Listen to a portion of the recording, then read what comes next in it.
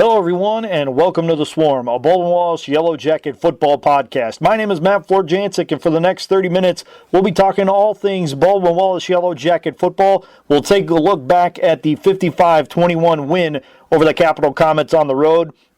We'll also preview this week's Bold and Gold homecoming weekend, and we'll talk about the game at 2 p.m. against the number 4 team in the country, the Mount Union Purple Raiders, as they make the trip up from Alliance.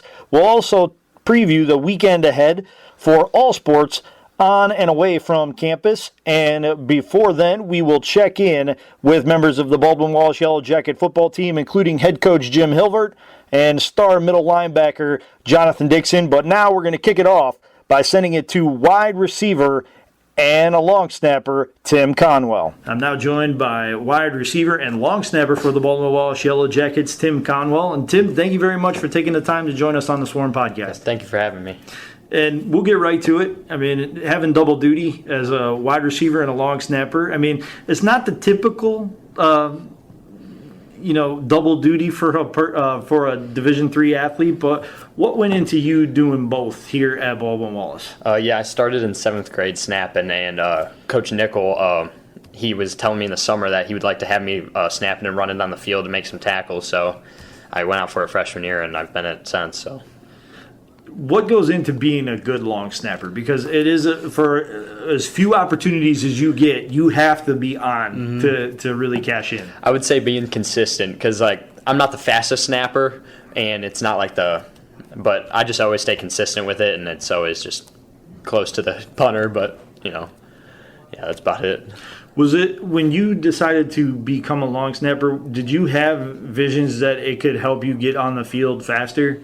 Eventually, when I first got here, yes, but not right when I started. But right when I got here, because I didn't think I'd play at receiver just at the start, so I thought that'd be a good way to get on the bus and get my name out there. So you didn't wait too long to get on the field as a wide receiver, though. I believe it was the midway point of your freshman year. You had a really great game. You and Darius both, I think, had long touchdowns in a Yellow Jacket win. I mean, what allowed you to eventually crack the lineup offensively and on special teams as a freshman? Staying healthy was a big thing. I came into camp as a freshman, and I was with the JVs at first, and then a few kids got hurt, and I stayed healthy, and eventually I just kept working and grinding, and I made my way up to the 1s and 2s, and then I eventually worked in my trust in through practicing well, and they gave me a shot out on varsity. So, what did it mean to you when you were able to get on the field and have not only opportunities to make plays, but you cashed in those opportunities and made the plays that were pretty highlight reel at the time? Yeah, it meant a lot to me because I knew I was working really hard to get out there, and I was working with the QBs a lot in the summer because I was with came in the summer, and I came to every workout and was working with Joey Marusik at the time, who was the QB, and I think that helped me a lot to get out there. And how have you progressed since you got here? I mean, what's the experience been like for you in terms of not only working with Joey, but now working with Charlie Bubonics? It's been awesome I think we have great coaches here, so they've helped me develop as not just a player, but as a person. And having Charlie come in, and he got in a few games last year as a freshman, so helping him out, guiding him, I think that's helped us a lot. So 3 weeks in, you're 3-0. The offense is looking really good. Last week against Capital, Coach mentioned that you had what he would call a career day, 6 catches.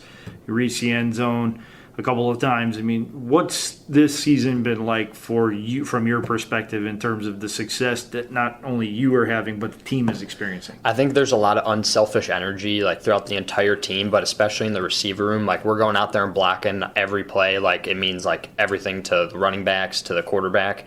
And I think that's the reason why we're having such good success. And when someone else makes a play, we're all happy for him instead of being sorry about not getting the ball. So your wide receiver room was experienced coming into the year from just off of who returned from last year's team. Then you get a guy like Oliver Kelleher who comes in and is doing what he's doing, a few touchdowns, making some long plays.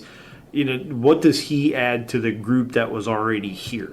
We had a really good experienced group coming in, and then he came in out of the blue. No one really knew who he was. I didn't anyway. But, yeah, he's an absolute stud, and we're happy to have him. What does he bring obviously we know what he does on the field, but off the field to this receiver room and to the offense as a whole? I think being an older guy, he brings in a lot of like leadership and knowledge on the game. He's more knowledgeable than me, and Vinny LeMayo is also a very good veteran in the receiver group that helps everyone else out a lot. So how do you go about taking those lessons that you learn from guys like Vinny and guys like Oliver, and then turning them into action once you get on the field, be it at practice or the games? Yeah, I would say I'd take that advice and I'd apply it in practice, so eventually it's just muscle memory to bring out into the game.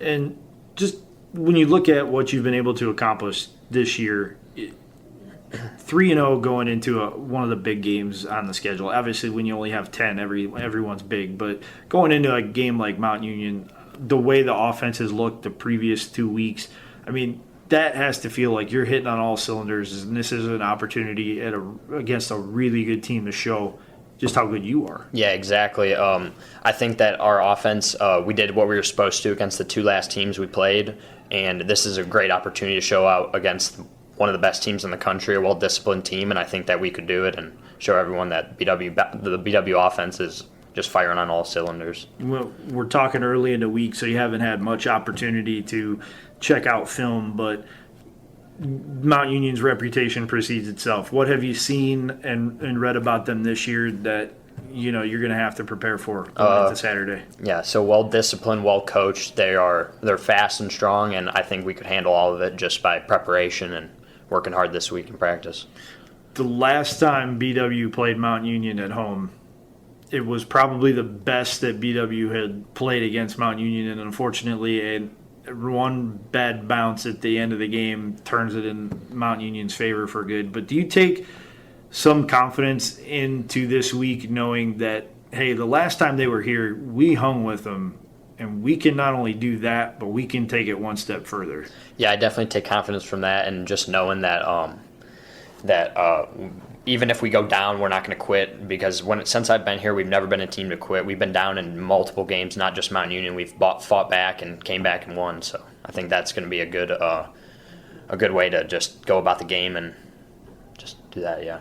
Individually, when you look at what you've done here at BW, Coach had mentioned to me earlier this week that when you look at Tim Conwell, you don't necessarily think football player because he looks like an average guy. And I'm not saying anything negative about that, but you're like deceptively fast. You're wiry, strong. I mean, where does that come from? Where does that drive to be a successful athlete come from? I think my dad, who he's really strong too, and my brother, who is an athlete growing up, that I've just been competing like all my life. So it's just been like my nature just to come here and compete and just try to go out there and do my best. So. Coach mentioned that in your high school days, in addition to playing football, you were also a wrestler. Mm-hmm. How long were you a wrestler, and what does that help you do on the football field? Mm-hmm. So I started out playing basketball. I got cut from the basketball team. So I started wrestling actually my senior year of high school. So I wasn't doing it long, but I think I did learn a lot from it with mental toughness and just getting through those practices. And I've applied that I've been doing jiu-jitsu in my off season since then. So I think that's developed my mental strength and everything with that. Does it help with leverage and body positioning too? I think so, yeah, and just like flexibility and strength while blocking and stuff like that. So you're taking jiu-jitsu lessons. What belt are you? I'm a white belt. I got a few stripes on the white belt, but I'm working for the blue belt. So the white belt, and my martial arts is a little hazy, but that's like the first step, right? Yes, first step. I've been only doing it for like a year in the off season, so okay, cover your break there. So what's it? No, I'm not judging. Believe me, I'm not judging you on that one. I think it's cool that you're taking that next step, but you're obviously reaping some of the benefits of that work. But what's it been like to continually test yourself in a different medium, this time jiu-jitsu? I think it just helps with just competitive edge, because on the off season, some people might take a few months off while I'm just staying competing in the room, and eventually I'm going to start competing in that as well. But I think that's just the competitive edge is what is the best part about it. So you have designs on continuing in jiu-jitsu to enter competitions? Yes, for sure. After football, I'm going to start competing, but I don't want to get hurt during football. Football's my main priority at the moment. Are you in your final year of eligibility, or you have one more after this year? I'm a junior, like a true junior, so I have one more year as a senior. You plan on using that year? for sure. What is it about this place that's special to you? This place being Baldwin Wallace. Mm-hmm. Well, I came here first off because I love my family, and I also have a great girlfriend at home. And I'm from Avon, so 20 minutes, so that's what brought me here. But I've just developed just a love for the team and just like the grit here at BW, and the coaches are awesome. So that's what I've learned to love about BW. Did you have opportunities to play elsewhere? Not really, to be honest. I chose to play football late. Heidelberg was about the only other school that looked at me, so it was between Heidelberg and BW, and chose the right choice. Yeah. We're happy that you're a Yellow Jacket. It's been fun to watch you, and I look forward to doing it a little bit more as the season goes on, especially on Saturday. Hopefully you get a couple of touchdowns, a couple trips to the end zone against that team from Alliance. Yeah, that's what I'm hoping for too. All right, Tim. Thank you. That's Tim Conwell, the star wide receiver and also long snapper for the Baldwin Wallace Yellow Jackets here on the Swarm Podcast. We'll be right back after this break. I'd like to thank Tim for his time earlier in the week checking in with us after a standout performance against Capital and hopefully before another standout performance against the Mount Union Purple Raiders. Now we're going to send it over to our interview with linebacker Jonathan Dixon. Hello, everyone, and welcome back to the Swarm Podcast. I'm Matt Florjancic, now joined by star middle linebacker for the Baldwin Wallace Yellow Jackets, Jonathan Dixon. Jonathan, thank you very much for taking the time. It's great to catch up with you. It's great to be here with you. So, taking a look at the 2024 season for you, it's been a good one. You're quarterbacking the defense. I mean, what have you been able to see so far from this Yellow Jacket defense that's been standout? Something that's been different for sure, and standing out from us this season is just the togetherness, just the defense, just me knowing, playing my role, getting those guys together on the same foot, just making sure everybody's together for the play call. But overall, like this season, it's been about the team, not just for individual aspects. It's been a lot about everybody playing together as one. In talking previous in that this defense was a little bit younger last year, right, but now with that year of experience has come some really good productivity. And when you look at the first 3 weeks, you give up 14 against Wittenberg, you give up 21 against Capital. In between there, you give up 7 to Wilmington. I mean, you're putting up some really good defensive statistics. Right. Does that lend itself to that togetherness plus that year of maturity for some of the younger guys? Yeah.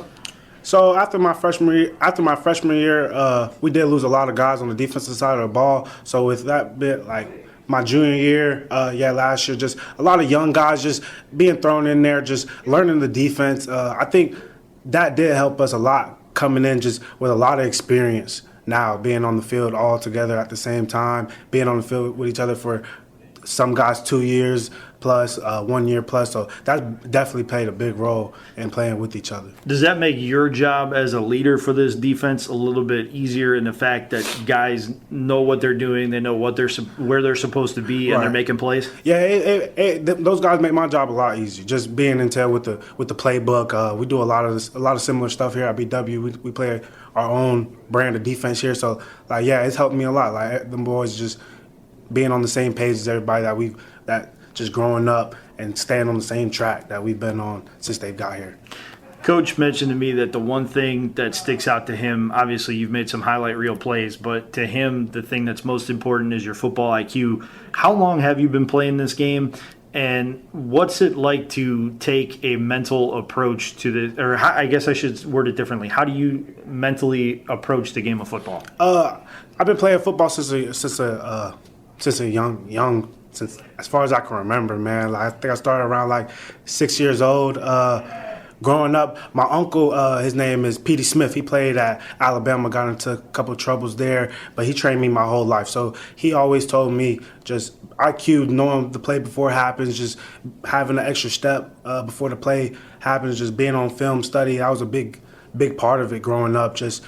And I just love the game, just understanding what's going on, understand what I see, the formations that come out, and just being able to knowing my role on the defense and being able to let my team know, okay, hey guys, we get this, let's be in tune for this right here before the play. You know what I'm saying? Just communicating with my guys. The cool thing about it is, and I wish I could bottle up and show people, but just in talking to you, I can feel the passion for football just radiating off of you. This is something that is very important to you, isn't it? Yeah, for sure. Yeah, just like I said, just understanding my role. Like I might not be the most athletic guy on the defense. I might not be the most physical guy on the defense, but I do know like my IQ brings a lot to the table for these guys. Just being able to put those guys in the right position to make plays for our defense. Yeah, and in addition to the IQ, it's your heart too. Yeah, I mean, you can tell that this sport and this team particularly means something to you. Yeah, I love BW as a whole. Like being here, the coaching staff, the energy Coach Hilvert brings every day,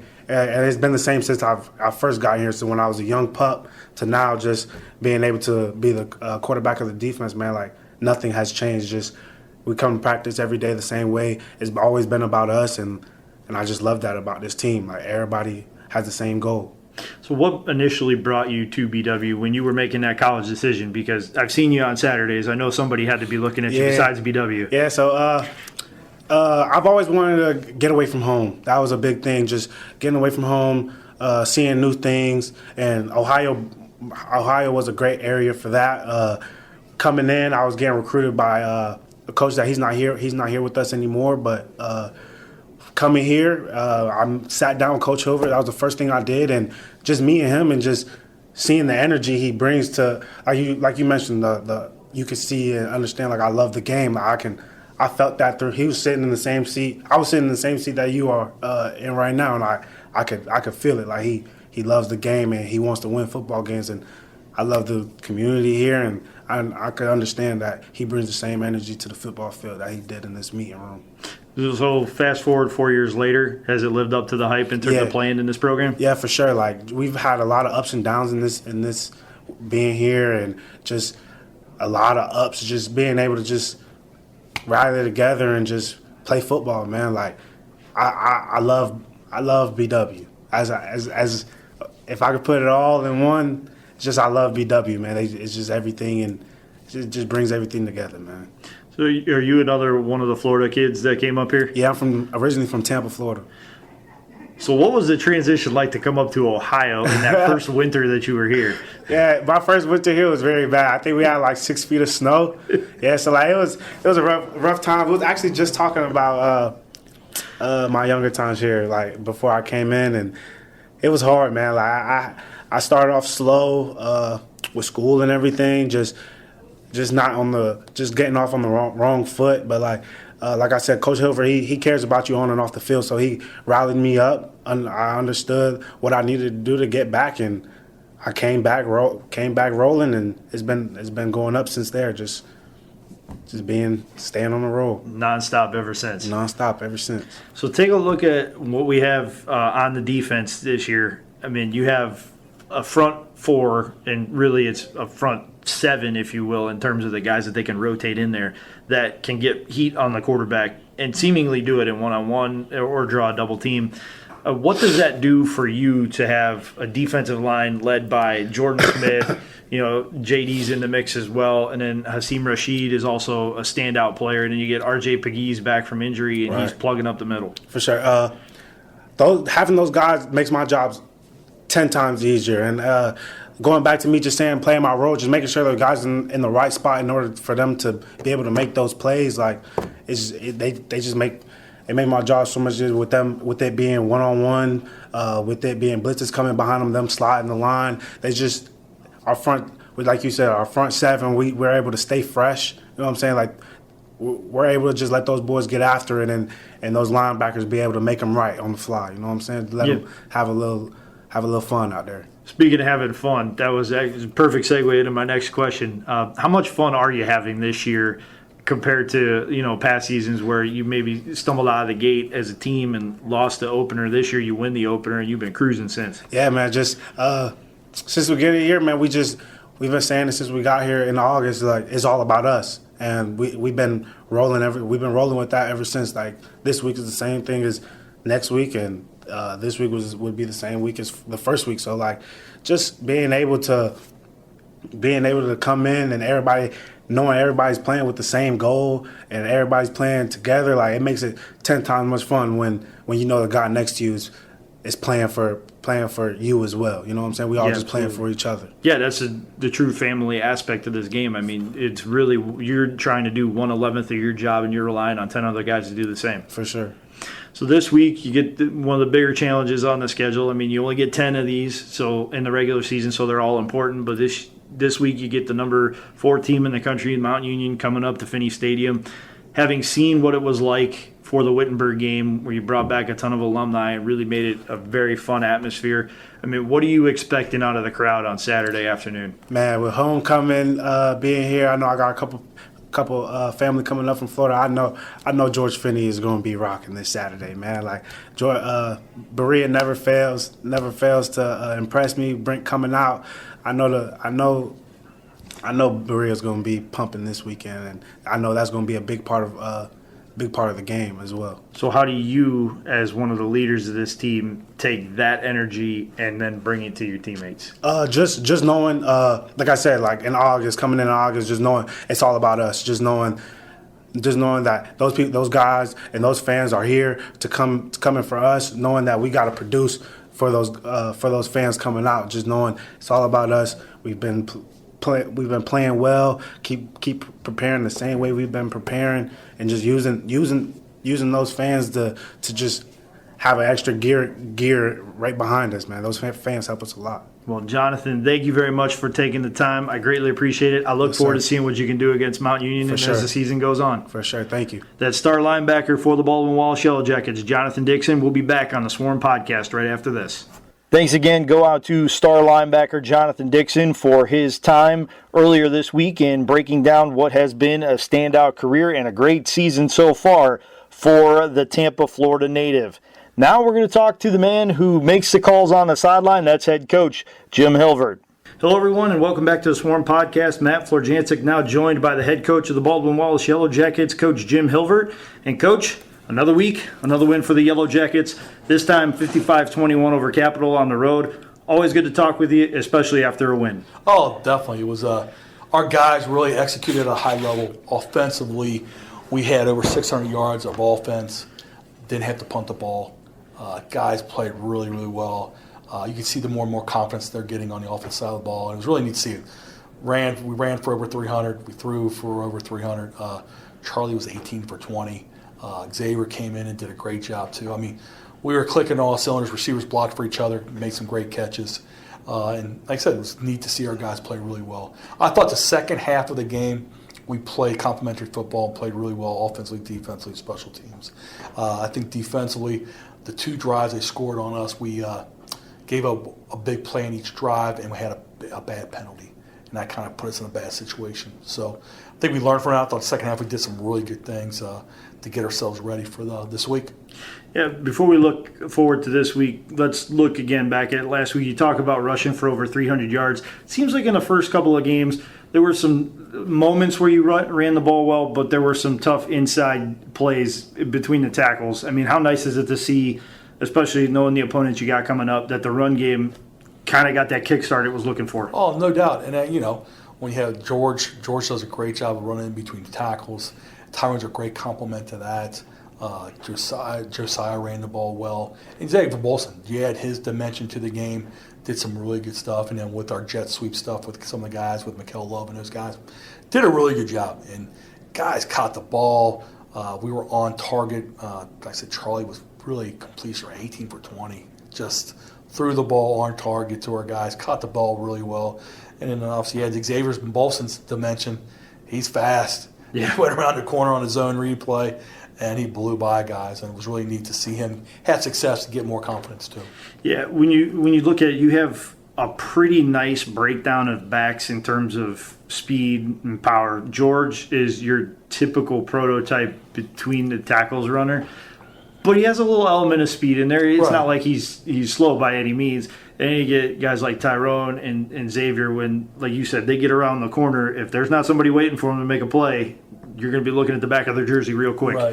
Right, definitely. I think those guys, like I said, they had a different element, obviously, and then you had Victor back, Victor Ford back, obviously, hopefully being back healthy this week, which is nice. They all complement each other to be able to carry the load for us. We talk about the defensive line having that support but competitiveness.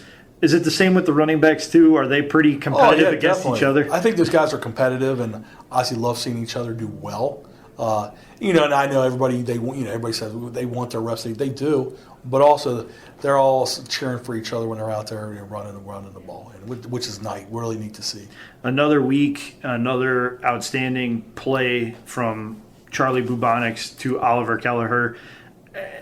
You get Oliver for only a short window of time, but can you put into words how much he's given you in this first 3 weeks of the season? Ollie's been awesome. He's one heck of a football player, a great kid. He loves the great game of football, loves being out there with his team. Like, he fits in. And, it's hard, I think it's hard sometimes when you're coming from another school trying to fit in somewhere. He fits in with our program, with the guys, just a great person, and he is a really good football player. And he's really given us some juice on the offense side of the ball. You have a very deep receiving core as it is in terms of guys who have had experience playing, their first and second years, and some this is their fourth year at the varsity level. But when you add a guy like him to the room from a leadership standpoint, do you notice that everybody else kind of takes a step up in that department? Oh, definitely. You definitely see it because he cares so much and he wants to be a part of what we're doing, vocal, doing the right thing, hustling and all that stuff. And it's contagious throughout that room. And all those guys, Mikel Lowe's been a really good leader this year, Vinny LeMayo, all those guys complement each other. And really, if you watch the receiving on a perimeter, they are blocking their butts off for each other. And sometimes you don't see that. Mm-hmm. Our guys care about each other and blocking their butts off for each other. Yeah, that really lends itself to how important, more importantly, the team success is than the individual success. They want to win. They've been a part of teams that have been good, but maybe missed a couple opportunities, and these guys are seemingly finishing off those plays to try and cash in those opportunities. No doubt about it. You can see that obviously when the plays happen and stuff like that. I thought Tim Conwell had maybe his career day with 6 catches, a couple touchdowns. He did a great job. I was really happy for him. He did a really good job. Donnie Buckets, Burkett did an unbelievable. Like those guys, Colin Quinlan, they all compliment each other. Ollie, they all do a really good job of complimenting each other. That might be the best nickname on the team so far this year, Donnie Buckets. Donnie Buckets. Donnie Buckets. How's he handle that? Is he all right with it? He loves it. Oh, yeah, he loves it. Donnie Buckets, my guy. Looking individually at Tim, you mentioned that he had a good week. Tim Conwell did. He's really been a playmaker for you since he got on the field, probably about the midway point his freshman year. I mean, he's not the biggest wide receiver in the world, but I think people sometimes take his skill for granted, and that's why he's able to make some big plays. Timmy's deceiving. You look at it, you're like, there ain't no way he can play football. He goes out there, he runs great routes, he's fast, athletic, has great hands, and plays with some passion. And everybody I think defenders are like, oh, this guy can't play. And then he goes out there and he blows by him, like, oh, my God, this guy can play some football. And he does. He's been a great addition to our program the last 3 years, and I love watching him play football. And in addition to his responsibilities as a wide receiver, he also has a pretty important job on the special teams in the fact that he's the long snapper. Yes. Which is unique. He can do it all. He's a renaissance man. He does it all. He's a like I said, one heck of a football player. He wrestled back in high school. He's a tough guy. He has all the qualities you want in a football player. And also with Jonathan Dixon, the linebacker, same thing with him, just toughness and can drop into coverage, can play the run, can blitz. The thing about Jonathan is, like you said, he's tough, but he makes all the calls. Jonathan has a high football IQ. He knows what's going on. He knows the playbook. He knows what the game plan is every single week. He make sure guys are in the right position, what we're doing the right way. He's a quarterback on the football field, and we're really lucky to have him out, Mike linebacker, for him to be able to do those things. And he plays with a lot of passion, too, a lot of energy. He brings the juice every day. You being one of the defensive coaches here, having a guy like that on the field for you, basically an extension of your coaching staff, I mean, that's got to give you a lot of confidence when you send in a call to know that people are going to be in the right spots because he's going to make sure that they're there. Definitely does. I mean, because he like I said, when he's like a coach on the field because he knows where everybody should be. He cares a lot about the program and what we're doing. Takes a lot of pride in playing great defense because it's hard to play great defense nowadays. And the kids feed off him. He leads by example. I can't believe it. He's a senior this year. Yeah. Time has flown by. Yeah. But he's having a really good senior year. All right, taking a look now at what you have ahead. I mean, every game when you only have 10 of them are important and special, but this one Mount Union's coming into your building. It's the first time you've been home in 3 weeks. It's homecoming. There's going to be a nice atmosphere. It's basically like a second home opener for you because you've been on the road for so much, and with people, specifically alumni, coming back to attend this game. I mean, this is going to be a great atmosphere at Finney Stadium on Saturday. No doubt. I don't expect, like I said, I expect to be really hopping around campus. The atmosphere of game day will be unbelievable. I know a lot of people will be back for homecoming and community day and all that stuff that's going to be going on Saturday. But another great opportunity to play at home. Our fourth game of the season. We have to take one day at a time, have a great week of practice, and prepare. And I think our guys are ready for that. They know the challenge they have in front of them, which we all do. Playing the fourth-ranked team in the nation, obviously they just had a big win for them. For us, we'd love to end on a great note going into the bye week. Yeah. I mean, that's really what it comes down to. I mean, we have a bye week next week. Love to end up on a good note going into the bye week. But we know us, we're going to have our hands full. Like I said, Coach Dartek's done a really good job of coaching those guys. Got a lot of good football players, and we got to play 60 minutes of football. Yeah, no doubt about it. Mount Union's coming to town. They were 37-31 winners over the other team from Cuyahoga County and University Heights. But what is it about them historically that just? I mean, they've always been good, or been good for a long time, but just. Right. Kind of looking past that and just focusing on the fact that it's man on man, like it's them bringing their best versus you having to bring your best. I think that, like I said, they do a really good job of recruiting. I got some good players. Do a good job of coaching those players up and being part of obviously the success they've had from the last whatever it's been 30 years or longer. 30 plus. And everybody's shooting to be like them. Everybody in the league, everybody's trying to got to be able to try to knock off that team. They won the OAC how many years in a row and been to the playoffs, whatever years that is. So trying to be like them, and it's tough. And I know our kids are excited about the challenge they have in front of us. They know they're a good football team, and we just got to put some things together this Saturday. Has it been a good thing that you didn't have an early bye this year, that you have a bye in October rather than after the first week? Oh, yeah. I definitely love having a bye in October, either that 5th or 6th week of October. I think it helps, kind of breaks up the season, and then you have the rest of your games. Get guys healthy and feel fresh, too, after that, after almost at the halfway point going into the rest of the season. But does it give you a little bit of momentum going into the game before the bye, knowing how well you've played, especially the last 2 weeks? Yeah, I think so. Yeah, being able to obviously have confidence, work on some fundamentals during the bye week and stuff like that, and then getting ready for the rest of the games. Well, Coach, thank you very much for taking the time. I greatly appreciate it, and I look forward to calling that game on Saturday against Mount Union. Good luck. Appreciate it, Matt. Thank you for having me. Yep. That's head coach Jim Hilvert of the Baldwin-Wallace Yellow Jackets. We'll be right back on the Swarm Podcast. Thanks again, Coach, for taking the time earlier in the week to talk with us. Now let's take a look at the weekend ahead for Baldwin-Wallace Yellow Jacket Athletics. It gets started on Friday night as the women's volleyball team travels to Washington and Jefferson in Washington, Pennsylvania for a 7 p.m. First serve. And then on Saturday, the women's golf team will play at the OAC Fall Preview hosted by Heidelberg in West Lafayette, Ohio at 9 a.m. The men's soccer team will play at Olivet in Michigan at 4 p.m. And the men's tennis team will play against Penn State Barron at home at 6 p.m. The big game on Saturday, the 2 p.m. kickoff between the Baldwin-Wallace Yellow Jackets and the number 4 ranked Mountain Union Purple Raiders on homecoming. Then on Sunday, I should say, the women's golf team will play in day 2 of the OAC Fall Preview, and the women's soccer team will travel to Adrian to play the Bulldogs with kickoff coming at 1 p.m. That'll do it for this edition of The Swarm, a Baldwin-Wallace Yellow Jacket football podcast. I want to send out some thank yous first to my guests, Tim Conwell, Jonathan Dixon, and head coach Jim Hilvert. Also, thanks to everyone at Baldwin-Wallace for their support of this endeavor. So for everyone here at Baldwin-Wallace, I'm Matt Florjancic saying make today better than yesterday and make tomorrow better than today. Have a great night, everybody, and go Jackets!